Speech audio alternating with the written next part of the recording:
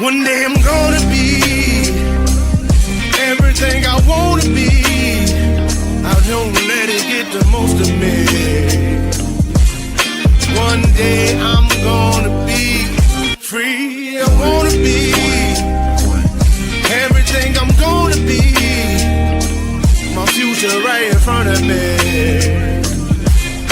One day I'm gonna be free. I wanna be free. So let me be free. One day I'm gonna be free. Mentally and physically, emotionally and spiritually. Yeah. One day I'm gonna be free. I'm standing at the crossroads, feeling like a lost soul. Don't know where I wanna go, but all I know is I wanna be free. They're telling me to let it be, but that just ain't in me, no. Jealousy and envy, but all I see is I wanna be free. See everything I wanna be, exactly what I'm gonna be. Don't let it get the most of me. Eventually, I'm gonna be free. See everything I wanna be, exactly what I'm gonna be. Yeah. One day I'm gonna be free. I'm gonna be free. Let me be free. One day I'm gonna be free. Mentally and physically, emotionally and spiritually. Yeah. One day I'm gonna be free. I told them take their aim off me. Stop trying to get a name off me. If they would just let me be, I'm gonna be free. I told them take some chains off me and throw away the locks and keys. If they would just let me be, eventually I'm gonna be free. Free.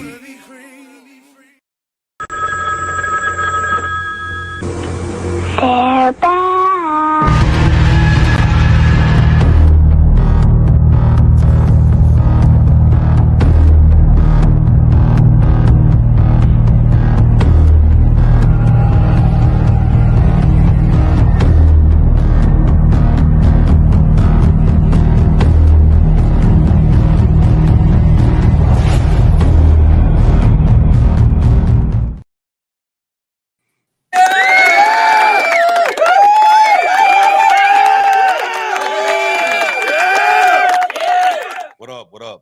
What up, though?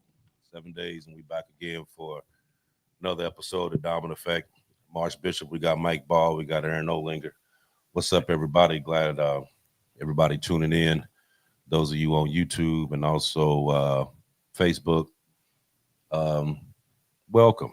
We got a story for you today. We're gonna pop on. We got a lot of information on this, and this is kind of a story where we're going to be addressing more towards the audience itself and not necessarily all the things that's going on, but all the things that's going on kind of intermingles right along with it. So what we're going to talk about today is the overall lie that everything is going to come back to normal. And if you've been waiting for things to come back to normal, this episode, it may upset you. And let me say this, I'm not here to try to scare you, by no means at all. But because I'm going to explain to you, well, we're all going to explain to you the reason why normal and everything that we perceive as being normal is not coming back, and why that realization might actually set you free. Somewhere along the way, life as we know it began not feeling as solid as it used to be. Plans feel fragile. Stability sometimes feel temporary, and a lot of people feel that they're stuck in this holding pattern that they can't get out of, waiting for permission to basically live again. But what if waiting isn't actually what's keeping you stuck? So the the overall normal that we're all used to didn't break when, let's go back to like 2020 when the lockdown started. And I think that's when a lot of people first started the realization that things wasn't quite the way it used to be, and nor was it going to go back that way. Right. So you had policies changed, and a lot of people realized that the rules pretty much changed overnight, and no one could explain what was going to happen next. Um, and for most of modern life, people believe that tomorrow would mostly resemble the same thing that happened yesterday and the day before that. But jobs, money plans, and even trust institutions were built on that same assumption. But like I said, right around 2020, that predictability disappeared. Supply chain stopped, authorities um, contradicted each other as they do every day now, and the narrative shifted from week to week. That moment did something subtle but permanent. It shattered that sense that life was stable and it was controllable. Even when things were reopened, that confidence never fully came back to everyone. But once that predictability died, normal can't be restored because the belief that made it feel normal is gone. So um, let me drop you an example. Matter of fact, I'll drop you a couple examples. Um, for instance, people used to plan vacations, weddings, jobs. Um, jobs move from year to year without thinking twice about it. Man, people don't even go out to eat anymore. Right. Suddenly, everything felt tentative. Even now, people hesitate to plan 6 months ahead of time because there's an underlying fear that something could change overnight. Another example, someone could work the same job 10, 15, 20 years and then suddenly realize that loyalty that they gave to that job didn't necessarily guarantee stability. You had layoffs, you had remote shifts, restructuring. Even when employed, the confidence was actually gone. People watch guidelines, policies, and messaging that changed from week to week. That shock wasn't disagreement, it was realizing that no one thing seemed certain anymore. And when that happened, your trust was cracked. Now, if all of that sounds familiar to you, it's because millions of people are quietly experiencing the exact same thing. They just haven't heard it being explained yet. So this is what we're going to talk about tonight. So a lot of this stuff that's actually been going on, and if you think about the overall changes that's been going on, and as we've seen this year, primarily, a lot of things have changed. Um, a lot of things have changed since 2020, but this year in particular, a lot of things have changed, and a lot of things are going to change in the upcoming near future. Um, but waiting doesn't feel dangerous. It feels reasonable, and the reason why that works is because people tell themselves that I'll start this back up when everything settles down a little bit, or this is only temporary, or I'll plan for this later on. But waiting and doing that waiting slowly drains your motivation, your identity, your purpose, your whole emotional energy. The Now I study psychology, and I'm in school, and one thing that you learn is that the nervous system stays at a low level stress release. Okay, and life during that time, life feels paused. um, even though time keeps moving, which creates guilt, numbness, sometimes burnout, and people kind of mistake that laziness or depression as being like a loss of momentum, so to speak. But what's the real cost of losing that momentum? Because once you lose that momentum, it's harder to rebuild than people realize. You know, giving yourself those excuses that okay, I'll wait a little bit, or I'll wait for it to settle down, or this is only a temporary thing, or whatever. Um, to you, that's a common mechanism that makes you think like, okay, this is all going to slow down eventually. Everything's going to go back to normal and go back to the regular status quo. But that's not actually what this is. A lot of things are going to be changing, and it's going to be changing soon. Um, and the quicker that we realize that, the better off we're all going to be. But I'm gonna hit with you first, Aaron, and see what you got for us. Well, I would agree with you. I'm gonna say the moment normal broke was February 2020, and the funny thing about people is people like routines, they like comfort, they like predictability. People are resistant to unexplored territory. I mean, you get into a routine of doing the same thing all the time, you can just about do it sleepwalking. There's there's a certain amount of comfort, certain amount of stress freeness with that. But when you're dealing with something that's totally unexplored territory all the time, well, that's a totally different ball game. I mean, in 2020, what did we experience? We experienced just-in-time system going down. That's what the whole country runs on. We saw product shortages. Why did the trust not come back? I mean, we alienated, what was it, 20, 30, 40% of the population because they refused to be vaccinated. The President Biden went on the air and made it seem like you're going to get what's coming to you. People were fired from their jobs. I mean, these were jobs that they've had forever. These were career jobs. And if they didn't become vaccinated, they were fired. People were forced to have to learn to do without. Once the product shortages started happening, people were rushing out buying toilet paper, about mobbing each other. There were travel restrictions. There were certain states didn't want you coming to their state if you came from certain states that the COVID was broke out real bad in. I mean, we lost predictability. And with that, we lost a certain amount of comfort.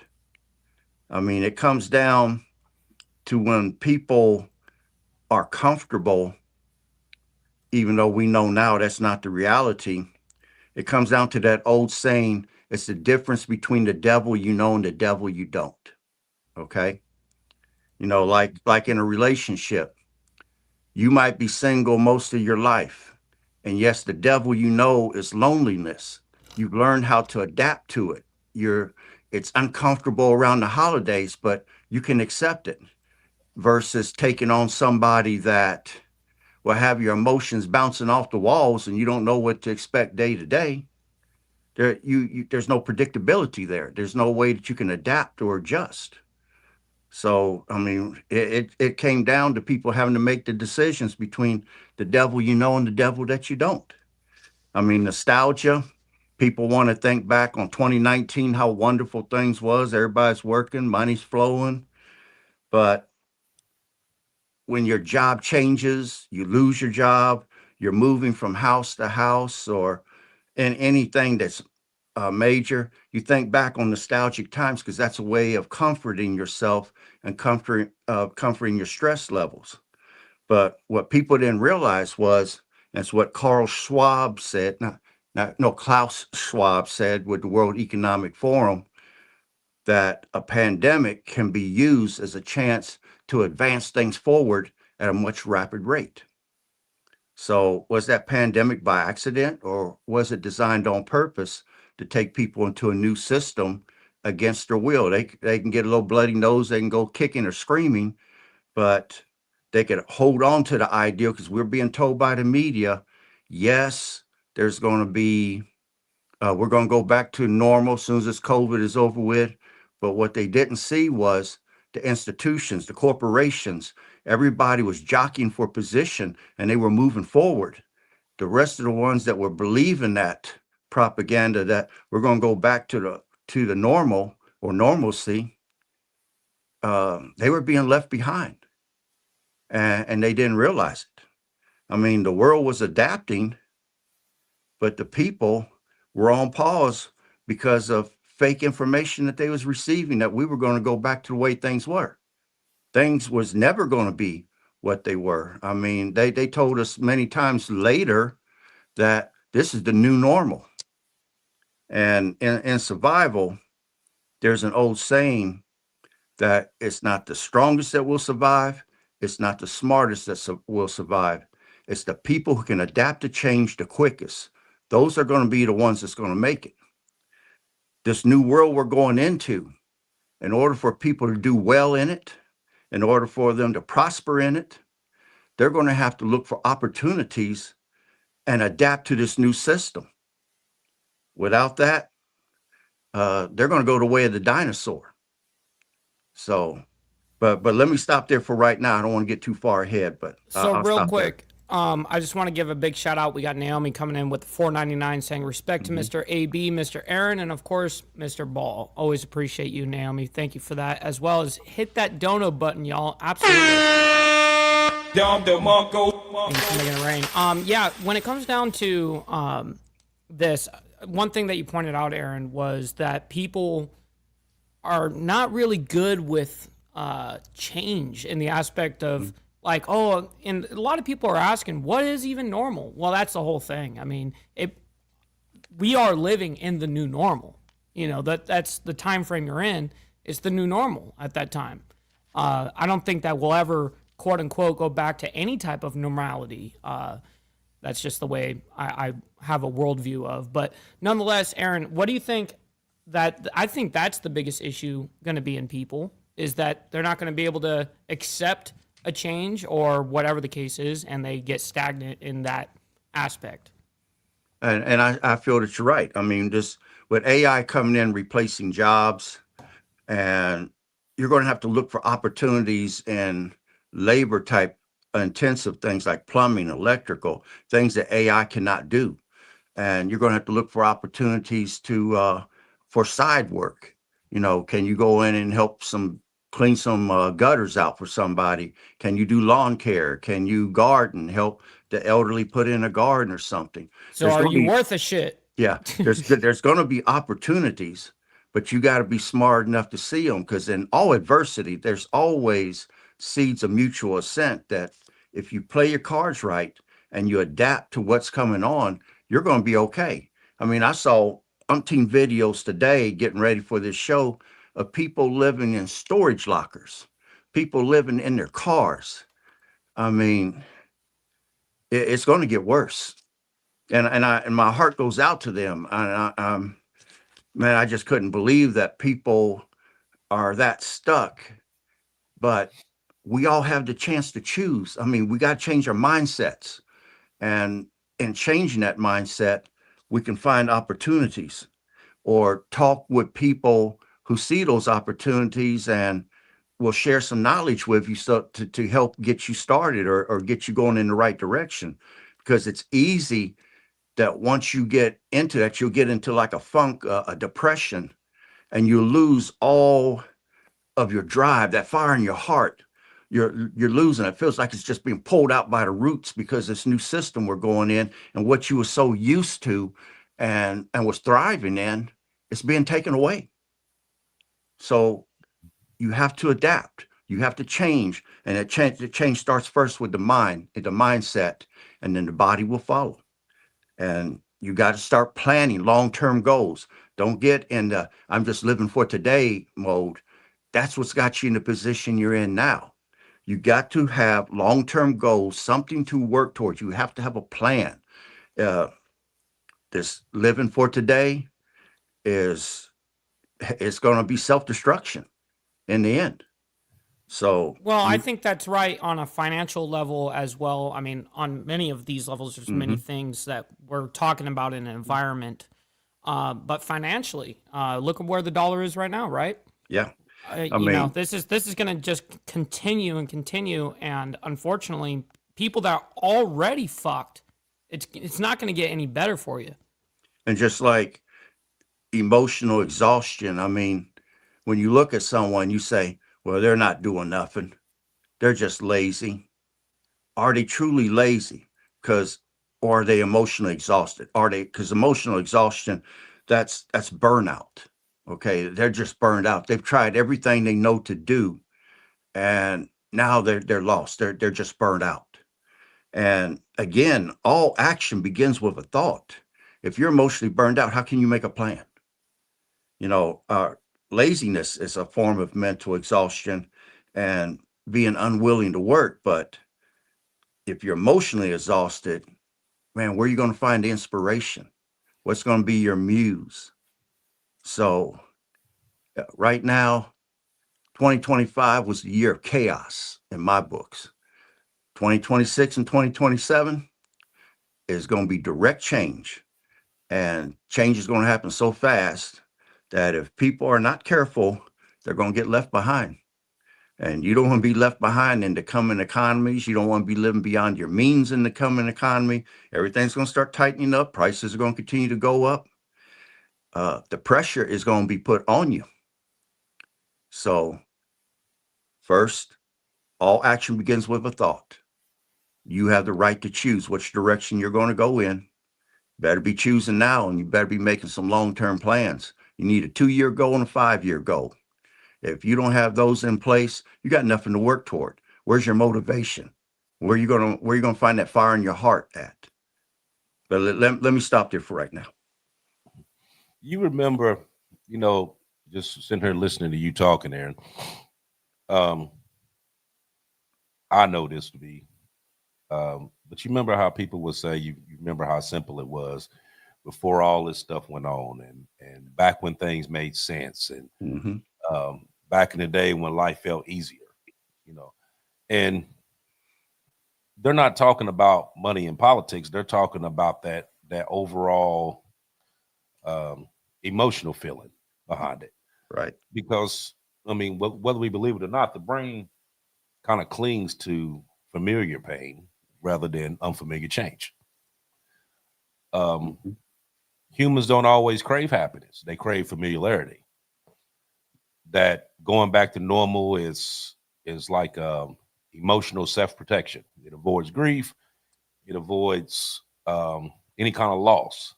And then that nostalgia spike during the instability, because it makes them feel safer. So cope and nostalgia combined. Right. You know, like it makes them feel safer. The future feels undefined. And then when you had the institutions that was just quietly like stepped in. So then you had the digital acceleration, you had the automation, centralization. And then when all those happened, people just kind of like emotionally froze because they really didn't understand what all was going on. So it's basically like the world was moving forward, but people just kind of stayed emotionally parked. They didn't go anywhere. They kind of clung to what it was that they knew, and that was it. You know, so like for instance, like someone that planned a career path and that no longer exists now. Instead of adapting, they kept trying to force themselves into a future that basically just felt hollow. They didn't have anywhere to go.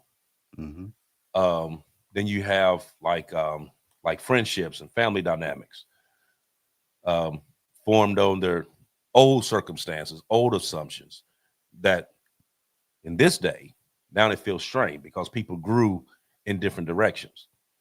And that nostalgia there keeps them from being preserved and keep something that they already had. But being that things changed, everything kind of changed along with it. So it's hard to move forward when you're measuring today's events based on yesterday. And it becomes this cycle that you just kind of never go away from. You just there. You know what I mean? You have that that kind of I'll stop when syndrome, or I'll start when this happens, or when you're dealing with, like, for instance, like you're trying to start a business, or you want to go back to school, or you plan on having a child, or starting a family. What is it with human beings that do that? Why do we do that? Well, it's like I said, it goes back to that familiarity stage, and it basically, a lot of people don't adapt to change the way some other people do. Right. Some people just can't accept it. Exactly. So like I'll give you an example. Like, people feel exhausted even though they're not doing much. That's because the waiting is actually mentally taxing, but the body stays in stress mode because you're not able to release it. You know what I mean? So it's like you're wearing yourself out, but you're not doing shit. You know what I mean? You ever seen somebody that kind of, like, they really sat there all day long, they didn't do nothing, and then by 5, 6 o'clock, like, oh man, I'm so tired. Like, you ain't done shit. That example. Then you have, like, the lost confidence part, where people no longer wait, and it feels hard for them to actually have to start over, restart life again. Or just like I said, you want to go to school, or how many times you heard somebody say, yeah, I'm gonna go to school next semester, and next semester turns to next year, which turns to the next year after that, and eventually they just never go, because the whole momentum part of that fades. The self-trust basically erodes away, and that whole thought of even going back to school kind of feels harder than what it actually should have. You know what I mean? Instead of you actually going out and doing it, you coming up with all these reasons not to do it. Okay, I got this to do. Now this came up. Now I got to worry about this. You know what I mean? And a lot of times that waiting doesn't feel like a decision, but it really is when you think about it, because it's like a system that's built inside of you that doesn't go forward. It likes to stay in reverse. You know what I mean? You keep sitting here waiting for all this stuff to come back the way it used to be, but the way things are changing now with the economy. Now we talking about digital IDs, and we talking about all this cashless system that they're talking about, that they've been promoting in these other countries and stuff like that. A lot of that stuff is coming, whether we want it to come or not. And we're going to have to come to the realization that this is what it's going to be, and prepare for it before it engulfs you and you don't know what to do. What do you think about that, Aaron? Well, I think you're 100% right. I mean, people are going to have to start over the next 2 years. People are going to have to start thinking strategically right now. I mean, the people you choose to have in your life, do they motivate you or do they drain you? That's family as well as friends. You're going to have to cut the dead weight. You can't be dragging dead weight forward. Then you got your career. What are your careers going to be? Will your job carry you through this new AI revolution? The digital ID, will you still have work, or do you need to re-educate yourself? Do you need to start you a home business or something, have some side work to bring in extra money? What are your 2-year goals? What are your 5-year goals? If you're so demotivated and you're in a funk, you're in a depression, I mean, mental health is vital. And if you're not getting energy from your environment, you need a new group of people to be around right now.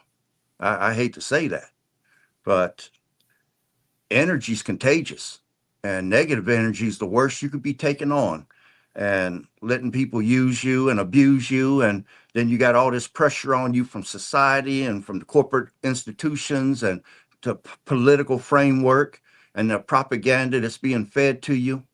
I mean, you're on a 360-degree attack from all sides, Mm-hmm. and it's time to circle the wagons.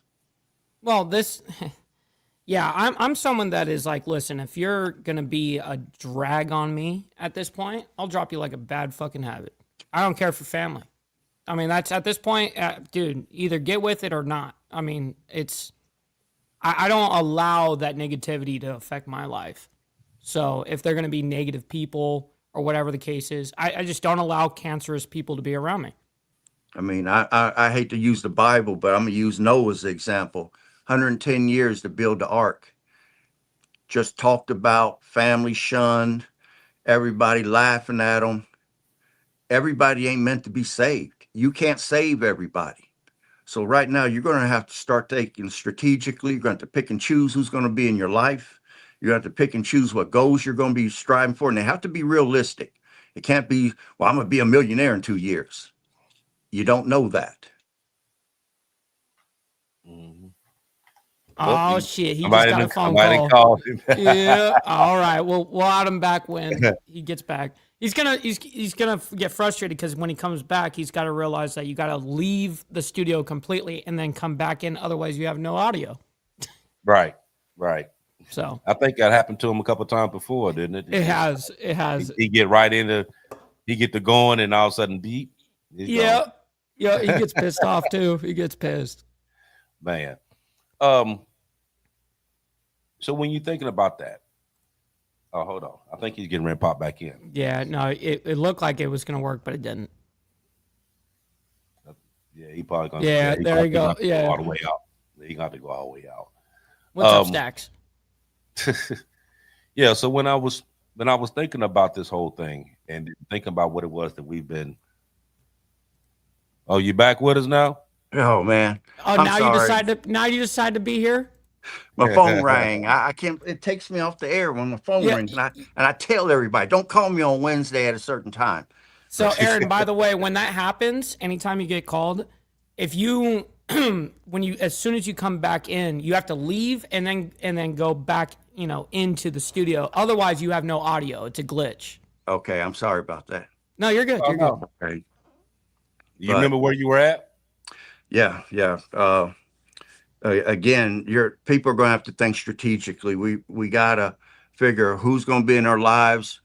You can't save everybody. Noah couldn't save everybody, and you don't want nobody dragging you down. You got to cut the dead weight. We got to be ready to run lean and mean. Get the fire back in your heart.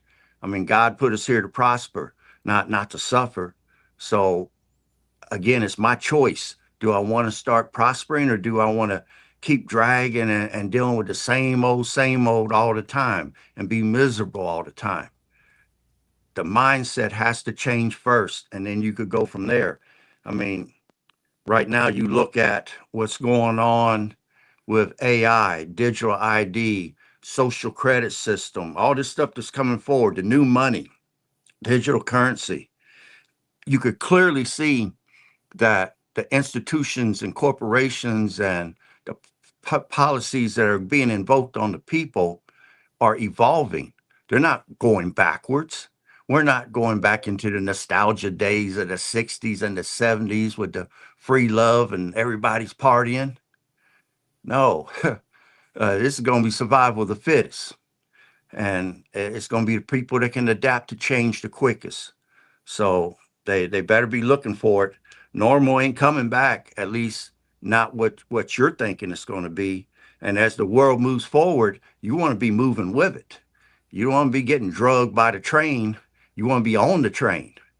So I just tell people it's time to develop a new mindset, get a lot of positive mental attitude going, have positive people in your life, cut the dead weight, and move forward.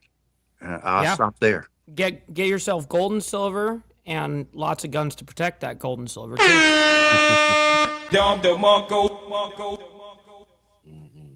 Yeah, like I said, the old way of normal, depending on the conditions that we are now, that it no longer exists. You take like cheap energy. no longer exists. You know, they talking about energy prices just this year and spiked up with 13, 14%. You got global trust around the world.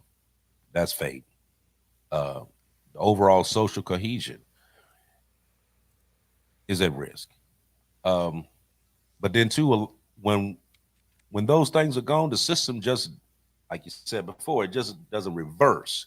You have to learn to adapt to whatever's going on, whether people want to or not. But the stability today doesn't come from these institutions. It comes from actual capability. And what I mean by that is like real stability now looks like going back to school, picking up adaptable skills, emotional resilience, multiple income paths that we've talked about several times, strong personal relationships, not only with your family, but also with your community, and building that trust in your community. We've talked about several times, because when things happen, you know, I mean, a lot of times your community, if you have that bond with them, is going to be able to, you can actually. How many people do you think actually got a community though? Like where they're a part of a community? How many people are actually doing, you know, a part of it like that? And not a lot of people really are nowadays. I mean, COVID really changed a lot of shit. Yeah, it did. It did. In that aspect too. You're right. You're absolutely right. It did change a lot, because that old model kind of promised security through compliance and longevity, but the new model is more towards flexibility, learning, and self-reliance. You know, being able to fend for yourself if you need to. And the way things are going, you're going to need to, because stability is no longer about just performance. It's about recoverability and how fast you can adjust when these things change. But a lot of people tend to try to keep holding on to that normal and try to keep that power outside yourself, and letting it go, and actually letting it go of that old normal, and just bringing in a lot of these new skills and new mindset.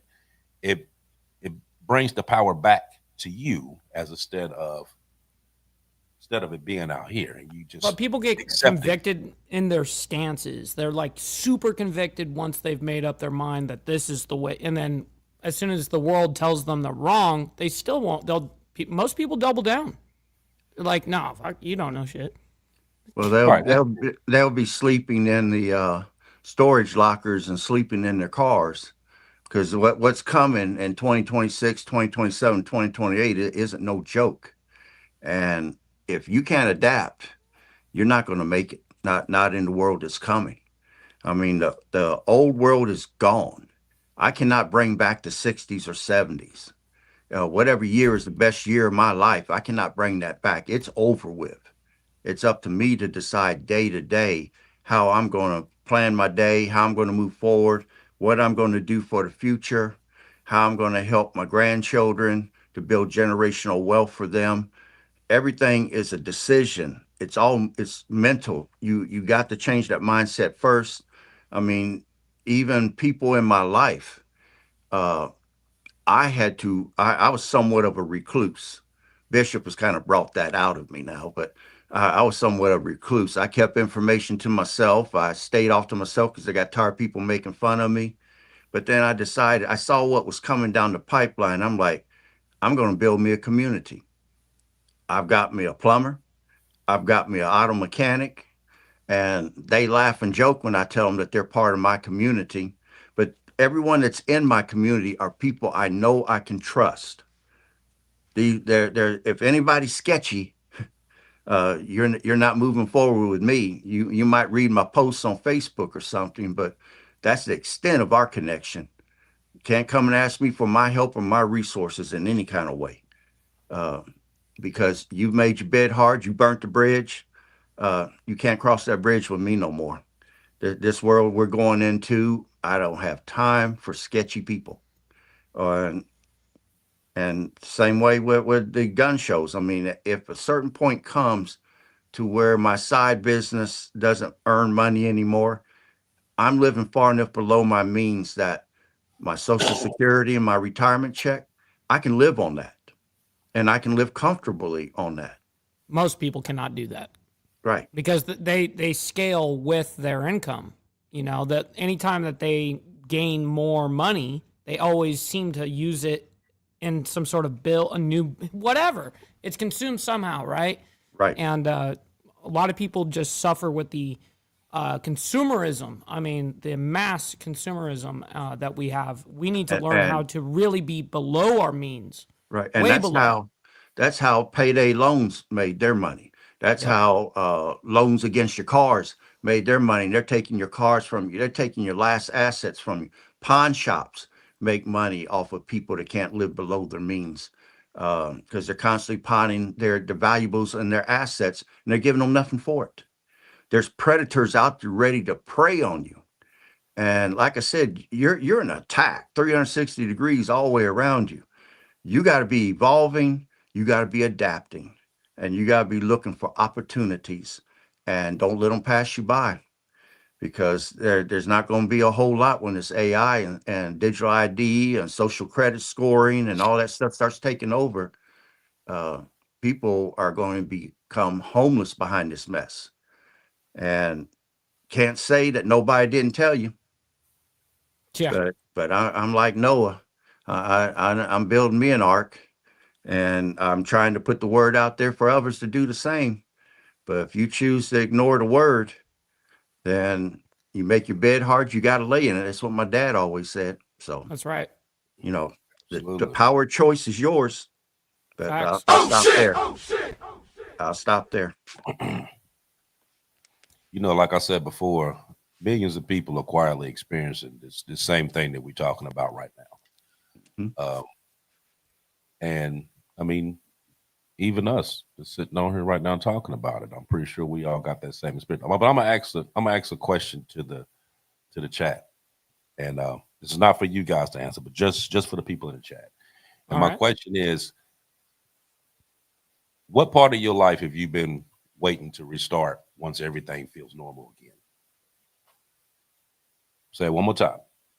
What part of your life have you been waiting to restart once you feel normal again? Put your answer in the chat. We'll see what you come up with. But one of the other things I want to say, but waiting for normal keeps people suspended under grief and hope. Like, you know, you hope that this turns around. You hope that this becomes better. You know what I mean? And it kind of quietly drains you. And because a lot of people in society is basically stuck in limbo, sorry.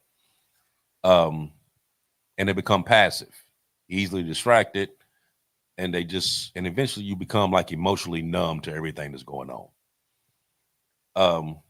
But historically, when you go back and look at how society was and the actual going back scenario, usually this happens when right after industrialization, right after wars or technical leaps, and then you have a lot of our leaders that talk about returning back to normal, you know, because that kind of calms the population and avoids panic, and you know, and it also buys them a little bit of time to do whatever it is that they want to do.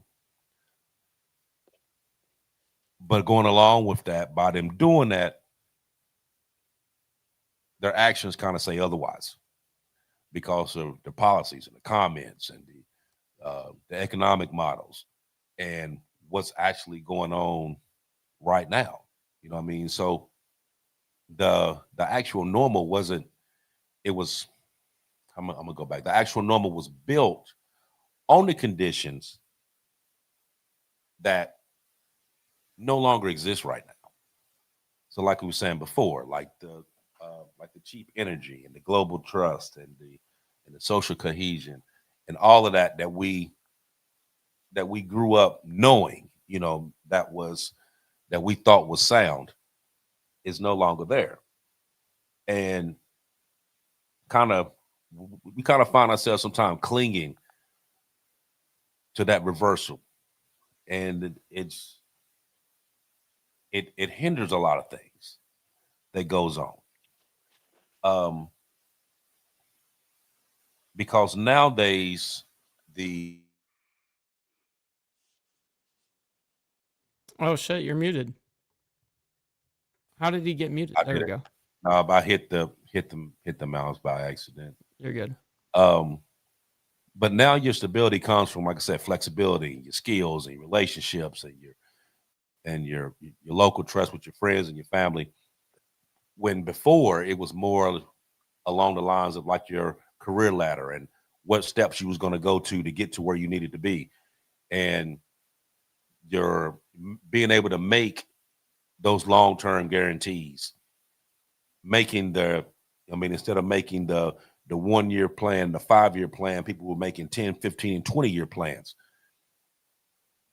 It's just a lot of instability now. So people don't think about that now. Actually, people think about more as of right now and do everything right now, as opposed to making a plan for a year, 2 years, 5 years, 10 years, because stuff is kind of in flux right now. What do you got, Aaron? Well, I just wanted to add to that. I mean, like, normal isn't gone because say something failed. Normal is gone because something has changed. I mean, I'm gonna use the example of what's the name of that company that delivers packages that you can order online from to your house? Amazon. Amazon, yeah. Amazon's laying off what, 30,000 workers or 35,000? That's 35,000 head of households that is being replaced by AI. They don't need them no more. And what are those people going to do? These are head of households. These are providers that's just trying to make a living for their family. I mean, you're not going to get rich at Amazon, but it was a way of putting food on the table. Now, are they going, and this is at Christmas time. I mean, the timing couldn't be more worse. Right. Now, those people can mentally fall into a depression. The stability in their life, that job provided, it's gone. And if it's not gone right now at this moment, they know it's coming up. So what are you going to do? Are you going to collapse and a ball of flesh on the ground and start crying and go into a nervous breakdown? Are you going to become medicated, go to the doctor and get Prozac and Thorazine and lithium? Or are you going to get your body together, nurse that health, keep that good health going? Because once you come up with the plan mentally and you change your mindset, now the body has to be able to carry out what you're going to do. What is your plan of action? Nobody's going to give you nothing. This country is based upon winners. We don't care who came in third or fourth last year in football. We don't care who came in third or fourth in basketball. All we care about is who came in number one. And in that household, if you're a provider, you're number one. So you don't have time to feel sorry for yourself. You got to get out and make things happen. Again, the choice is yours.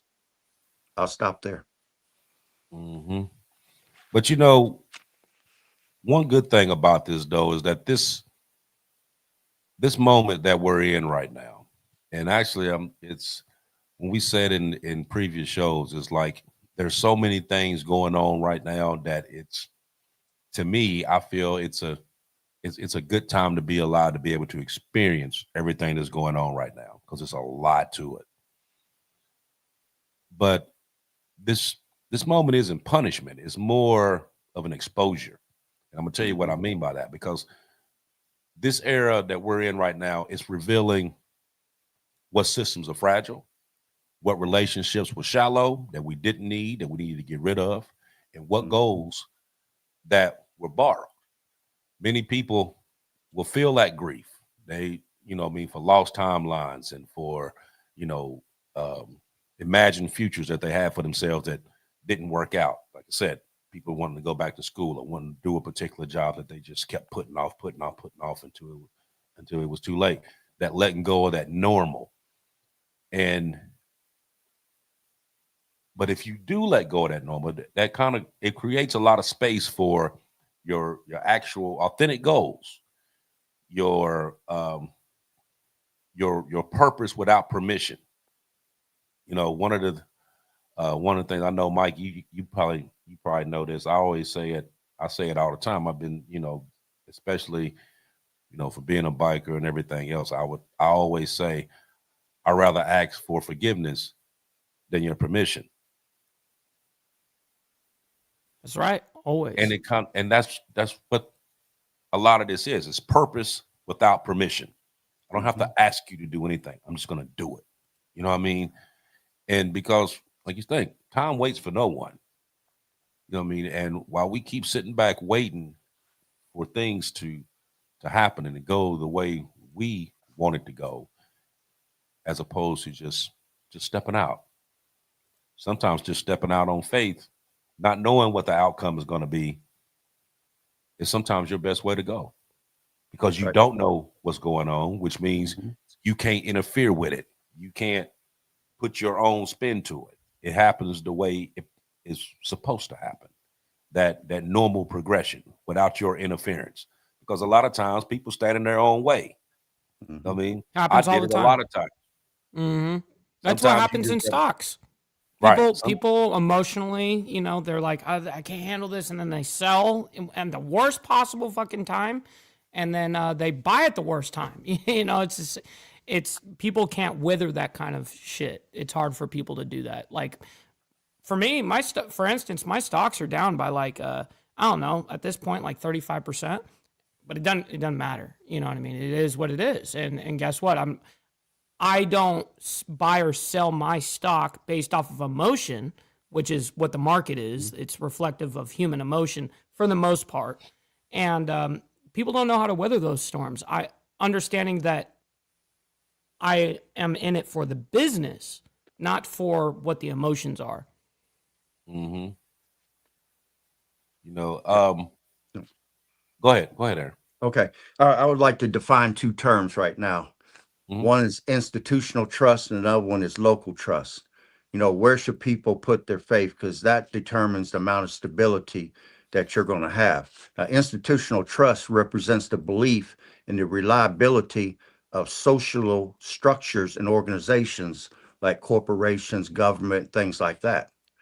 Local trust is where more faith and responsibility is placed in communities to transform the lives and places where they live. Do you trust in the institutions?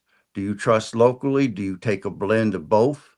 I mean, we know right now, between January 15th and January 30th, the government's going to shut down again. That Band-Aid that they put on it was temporary, and it was only going to extend to January 15th, 18th. Are people positioning themselves? Are they going all out for Christmas and going into debt to where it's going to take May or June of next year to pay off the debt, when the government might be shutting back down here shortly? Do we trust institutional trust, those that didn't get their EBT benefits? That's institutional trust right there. Do we trust that Uncle Sam is going to be flush with cash? Are the Democrats and Republicans going to come together? Can we trust them to iron out a budget and come January 15th say, well, we're not shutting down the government? Or are we going to be back in the same position we was in? And if that's the case, that takes away confidence right there. And then the local trust, you're counting on a community that you're building and hoping that if all hell is burning down around you, you're still going to make it, because but again, do you put all your eggs in one basket here, or do you spread out that risk across different avenues and take a shotgun approach? So if any one fails, then you've got something to fall back on. It's all comes down to, again, mental mindset and discipline to carry out whatever you come up with. But let me stop there. Mm-hmm. I seen a article the other day. Hold on, where did I do with it? Let me see. Here we go. It was three things on here. It said that people with multiple skills or multiple income streams sleep better than someone with one secure job, even if they earn less money. Another one says that people rely more on families, neighborhoods, and side networks and local groups than on distant systems they no longer can trust. And the people who stay calm during chaos becomes the leader, not the loudest or the most credited, but the one who can actually stay calm and be able to, you know, look at what's going on, adapt, make out a plan, and be able to overcome what's going on. Yeah. Not That's respond emotionally. You're right. That's the Charlie Munger formula that you just said there, Archbishop. That's right. Being the man that is cool, calm, and collected when everyone else is losing their shit. Mm-hmm. Yeah, that's the biggest. That's the biggest thing. And you know, a lot of the stuff that we be talking about, like off the air, you know, like when me and Aaron going back and forth, even when we all sitting here talking together, and we're talking about the different things that we know is going on and how we are working it out to be able to prepare for these different situations. Yep. And that's where that calmness comes in, that because once you hear it and you see it, you automatically know what you need to do. There is no hesitation. You know exactly what you need to do and what's progression you have to go in order to be able to get it all done. You know what I mean? Where most people would actually, you know, panic and run for the hills, we can actually, you know, stand still and be like, okay, I know I need to do X, Y, Z. I need to put this in place first. I need to do this. I need to do this.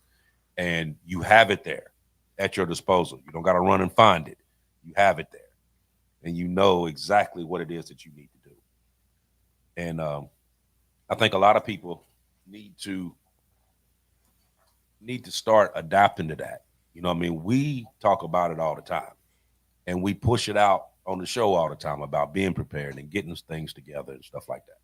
And we do that for a reason that keeps you from being in chaos, from being this group, that keeps you more prepared. And if you take some of this stuff and actually apply it, not just to if something goes on, but apply it to your actual personal life and what you actually do on a day-to-day basis, it shows without saying that you can be able to handle whatever you need to do without a problem, no matter what the situation is. You be able to adapt and overcome. So we sitting here pretty close. We're gonna shut this down right at an hour. I know a lot of people sitting over here watching Trump right now on these other stations, trying to see what it is he's getting ready to say. That's exactly what I'm about to do. But yeah, so we're gonna tone it down. But what I wanted to say before we end is that this episode that we did tonight was not about fear. It's about release. And knowing that your normal, or what you conceive to be normal, is not coming back. And that's not a loss unless you keep chasing for it. The people who thrive on the what's next won't be the loudest. They won't be the angriest. They'll be the ones that can stop waiting and started building. Mm-hmm. If this episode gave you some kind of clarity, share it with someone who's been in that stump waiting. And remember that the future doesn't reward nostalgia. It rewards courage. I want to thank everyone for coming out, like always. Like, follow, share, subscribe. Hit that like button before you leave, both on Mike's page and on Mike's page. If you're on my page, go on Mike's page and subscribe to his channel. If you're on Mike's page, come on my channel and subscribe as well. Right. So we can keep this pushing. And like I said, hit that like button. That is the most. That is better than any money that you can put on here. Hit that like button. Because believe it or not, a lot of stuff that we've been talking about here recently, YouTube don't like it. And they've been shadow banning the shit out of me. So, but if you hit that like, or if you come in and hit the comments after the show, put some stuff in them comments that pushes us, that keeps pushing it out there. So even if they try to push it down to the bottom, we can keep pushing it back up. Yeah, just drop a fire emoji at the end. You know what I mean? Real simple. Real simple. Yep. just keep it going because, like I said, we thrive. Us three, we thrive on putting out the truth. And believe it or not, a lot of the people and the powers that be do not want the truth to come out there. That's right. But we're not going to be the ones that's going to sit back any longer and let these lies continue to be told. So we're going to continue to push out the truth, whether they like it or not. But it's up to you guys that's watching to be able to hit that button and we can keep it out there. And the more people that we can watch these videos and see what it is that we're talking about and go back and look at this stuff themselves, then the more people that we can actually be able to help when a lot of this stuff goes on. So appreciate you. Like always, like, follow, share, subscribe. If you're not on the Facebook, go on the Diamond Effect on Facebook. We put a lot of different stuff on there. Also hit the little QR code at the top for the Diamond Effect site. We play a lot of the old shows. There's a lot of stuff we have, a lot of T-shirts, hats, all different kind of stuff in there. And if you become a member, this opens up to another section with a lot of different products there that you wouldn't normally see. Naomi is also some stuff there with Mike's face on it, so you may want to get it. Shit. But next week we'll have something else for you. See, actually next week is what, Christmas Eve, right? So we'll have another story out for you next week. And until then, peace and love. I'll see y'all next week. Go ahead, Aaron. Okay. I want to say this. Start thinking strategically, change your mindset, start making quiet moves. Don't tell everybody what you're doing because everyone's not going to have your best interests at heart. And there'll be those along your path that's going to try to trip you up or derail you. And you don't want to appear to be bragging to your family or friends and create jealousy there. But start making some quiet moves, start putting things in place. Like I said, what if I told you the government's going to shut down January 15th? Can you stop it from happening? No. But can you position yourself to make it through? If I told you digital ID and digital currency is going to occur by 2028, can you stop it from happening? No.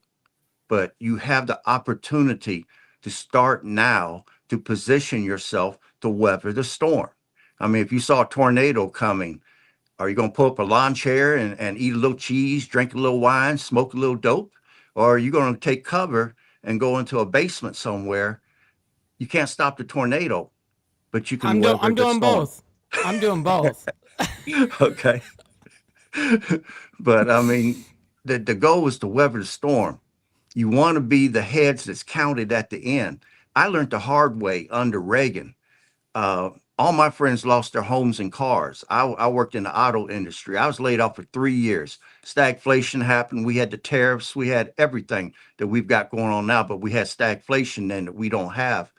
I had to liquidate CDs, money market, annuities, stocks. I sold all my gold that I bought at $70 an ounce and had to sell it for right around $220 an ounce. And I regret that. I tell Mike and Bishop about that all the time. I should have been thinking long-term with precious metals for retirement. That would have been the perfect vehicle. And now I'm thinking long-term for building generational wealth for the next generation, my daughter, my grandchildren. These are ways that we got to position ourselves. But all action first begins with a thought. And then you got to have the physical health to be able to carry it out. That's the best advice I can give you. And I say bye. All right.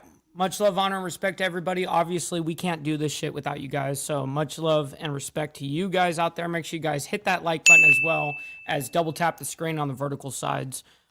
Listen, we're going to be back here in 7 days, of course. Nonetheless, big thanks to Archbishop and Aaron for what you guys do.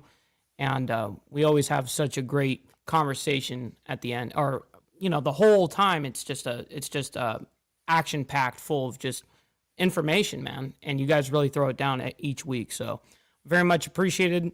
Appreciate you guys as well as the panelists. And stick around. We're going to be rating our buddy Grid One Motorsports here at the end. So let them know that we're coming through with the raid. All right, you guys. We'll see you guys here in 7 days.